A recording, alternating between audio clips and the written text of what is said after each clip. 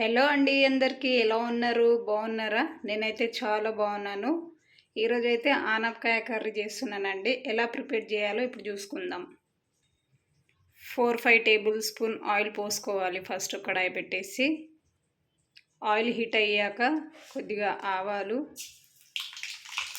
కొద్దిగా జీలకర్ర, ఉల్లిపాయలు, కొద్దిగా పసుపు వేసుకుందామండి. పసుపు వేసుకొని ఒకసారి కలుపుకుందాం.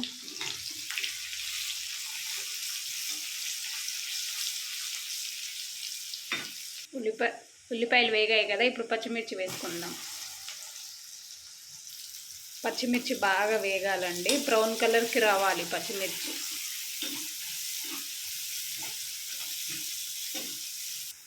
చూడండి, బ్రౌన్ కలర్కి వచ్చేసాయి మొత్తము. ఇప్పుడైతే కొద్దిగా అల్లం వెల్లుల్లి పేస్ట్ వేసుకుందాం.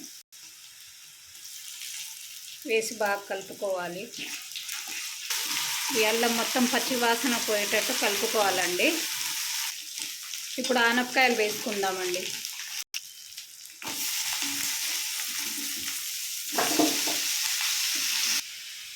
బాగా కలుపుకోవాలి.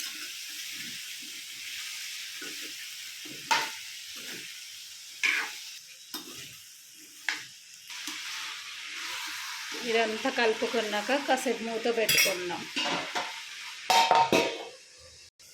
ఒకసారి మూత తీసి కలుపుకుందాం.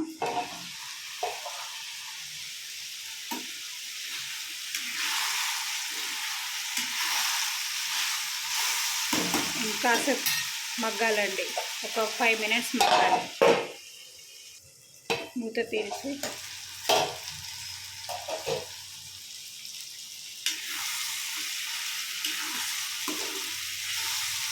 ఇప్పుడు టమాటాలు వేసుకుందామండి. 3 టమాటాలు కట్ చేసుకుందాం. కొద్దిగా ఉప్పు వేసుకుందాం.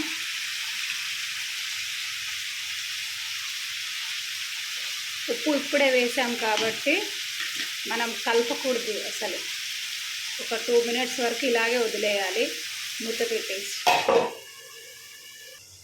2 మినిట్స్ అయింది కదా, ఇప్పుడు ఒకసారి మూత తీసి కలుపుకుందాం టమాటాలను. చూడండి, మొత్తం ఆవిరితోటి ఆయిల్ అంతా పైకి తేలింది. ఒకసారి బాగా కలుపుకోవాలి. ఆవిరికే టమాటాలు అంతా మగ్గిపోయాయండి. చూడండి ఎంత బాగా మగ్గిపోయాయో. ఒక 5 మినిట్స్ ఇలా వదిలేద్దాం మూత పెట్టేసి. ఇంకో 5 మినిట్స్ మగ్గనిద్దాం. ఇప్పుడు మూత తీసి చూద్దామండి. ఓకే, కర్రీ అయితే అయిపోయిందండి. చివరికి లాస్ట్ అయితే కొత్తిమీర వేసేద్దాం.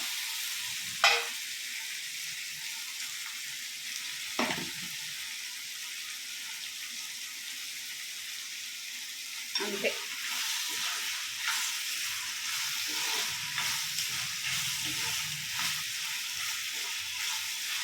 ఒక 20 సెకండ్స్ అలా వదిలేయండి. అంతేనండి, ఎంతో రుచికరమైన ఆనపకాయ కర్రీ రెడీ. ఈ వేడి వేడి అన్నంలో కానీ చపాతీలకు కానీ చాలా టేస్టీగా ఉంటుందండి. నచ్చితే మీరు కూడా ట్రై చేయండి. ఓకేనా? బాయ్.